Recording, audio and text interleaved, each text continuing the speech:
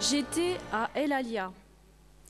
Témoignage sur les actes de terreur et les massacres faits à El Alia le 20 août 1955. C'est excellent livre de Roger Vétillard, le 20 août 1955. Alors, je vais essayer de parler plus fort. Le 20 août 1955, j'étais à El Alia. Marie-Jeanne Poussedou. Le 20 août 1955, une date terrible, une date inoubliable, dira Yves Courrière dans son histoire de la guerre d'Algérie. Excusez-moi. Ce jour-là, Zigoud Youssef, le chef de la wilaya 2, lance la population civile de certains douars du nord constantinois contre les Européens. À El Alia, petit centre minier près de Philippeville, 32 personnes sont assassinées dans des conditions barbares. Marie-Jeanne Poussedou témoigne. Insoutenable horreur barbare. Quelle était la culpabilité des enfants d'El Alia? Je m'appelle Marie-Jeanne Poussedou. Je suis pied noir, née à Philippeville en 1938, de parents français d'origine italienne. Mes parents étaient des ouvriers. Toute ma famille, frères, oncles, cousins, travaillaient à la mine d'El Alia, près de Philippeville. Ce petit village d'El Alia n'était qu'un village de mineurs, d'artisans, qui travaillaient dur dans la mine de fer. Il y avait également des ouvriers arabes avec qui nous partagions, au moment de nos fêtes respectives, nos pâtisseries et notre amitié. Ils avaient leurs coutumes, différentes des nôtres, nous les respections, nous nous respections. Nous étions heureux. Les événements d'Algérie ont commencé en 1954. Mais pour nous, la vie était la même. Nous ne nous méfions pas de nos amis arabes. Je me suis mariée le 13 août 1955. Nous avons fait une belle fête. Et tous nos amis étaient là. Notamment, c'est le chauffeur de taxi arabe que nous connaissions bien. Avec mon mari, le 19 août 1955, avec mon mari Avec mon mari, nous sommes partis en voyage de noces. Le 19 août 1955, avec mon mari André Brandy, ingénieur des mines employé au bureau de la recherche minière d'Algérie, nous avons pris le taxi de C pour rentrer à El Alia. Pendant le trajet, C nous dit « Demain, il y aura une grande fête avec beaucoup de viande. » Je lui répondis « Quelle fête?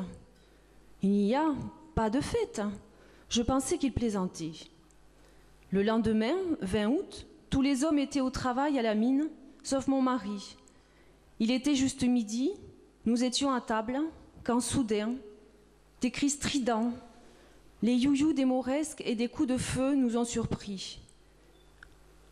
Au même moment, ma belle-sœur Rosée, sa petite dernière Bernadette, 3 mois, dans les bras arrive, affolée, suivie de ses enfants, Geneviève, 8 ans, Jean-Paul, 5 ans, Nicole, 14 ans, Anne-Marie, 4 ans.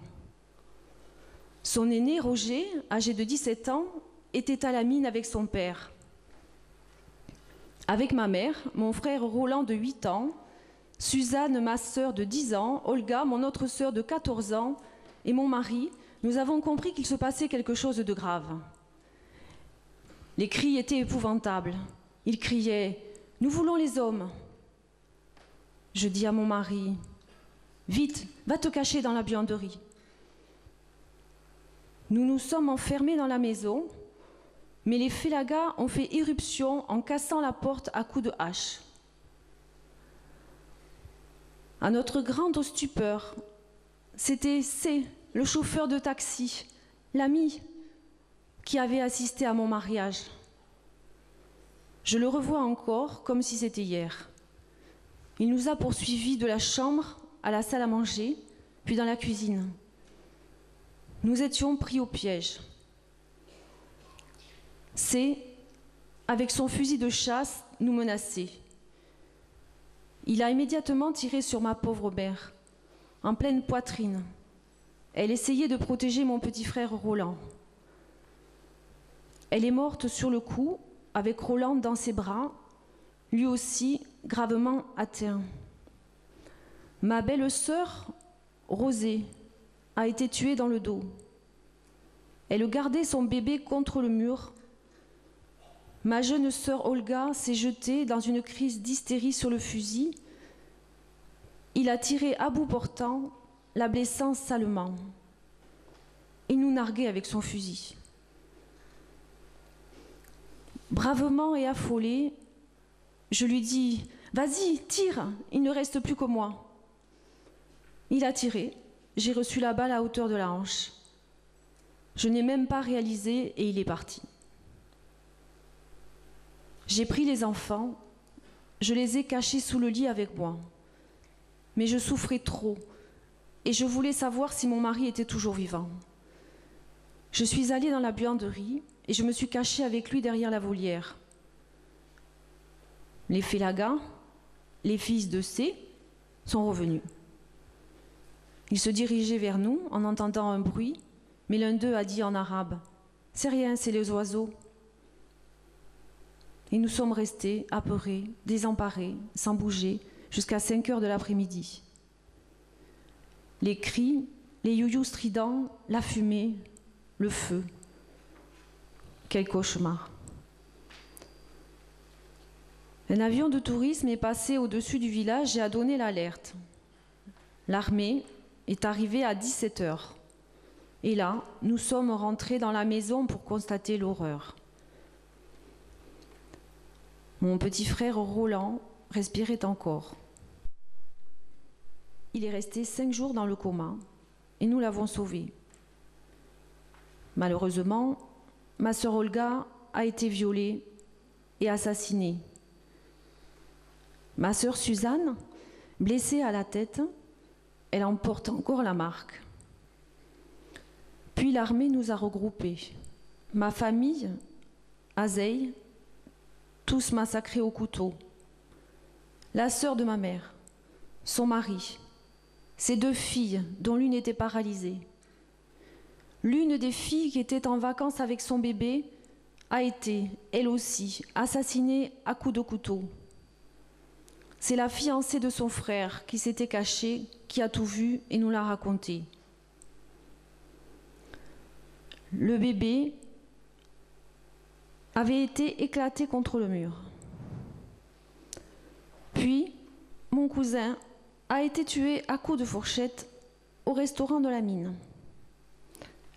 Le frère de ma mère, Piero Scafoto, a été lui aussi massacré en voulant sauver ses enfants à coups de couteau, les parties enfoncées dans la bouche, ainsi que mon neveu Roger, âgé de 17 ans.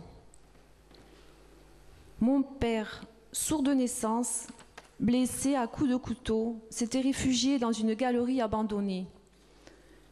Il n'a pas entendu l'armée. On ne l'a retrouvé que 15 jours plus tard, mort à la suite de ses blessures. Il a dû souffrir le martyre. Mon jeune frère Julien a été également massacré. 13 membres de ma famille ont été ainsi martyrisés, massacrés par le FLN. Je suis restée à l'hôpital près de 3 mois. J'avais fait une hémorragie interne avec infection, car les balles fabriquées étaient bourrées de poils, de bris de lames, de rasoirs. Nous avions échappé à la mort, mais pas à la souffrance. Mon mari fut muté à Bougie, mais le chantier ayant subi une attaque, il a dû fermer. Puis à Ampère, près de Sétif, et finalement au Sahara. Mais les femmes n'étaient pas admises. J'ai été recueillie avec mes 2 frères à la Cône-les-Bains, chez les sœurs de Saint-Vincent-de-Paul, et j'y étais déjà venue plus jeune. Le Félaga meurtrier de ma famille a été arrêté. J'ai dû venir témoigner pendant 3 ans en Algérie, car j'étais le seul témoin. Mon témoignage fut mis en doute, du moins la façon dont les miens ont été massacrés. Ils ont déterré ma mère pour voir si je disais la vérité. Je n'en pouvais plus. On a retiré plusieurs balles et la seule chose de positive dans tout ce cauchemar, C'est le collier qu'elle portait que l'on m'a remis. Collier dont je ne me séparerai jamais. Marie-Jeanne Poussédou. Marie-Jeanne, Madame Poussédou, nous ne vous oublions pas, vous et toutes vos proches.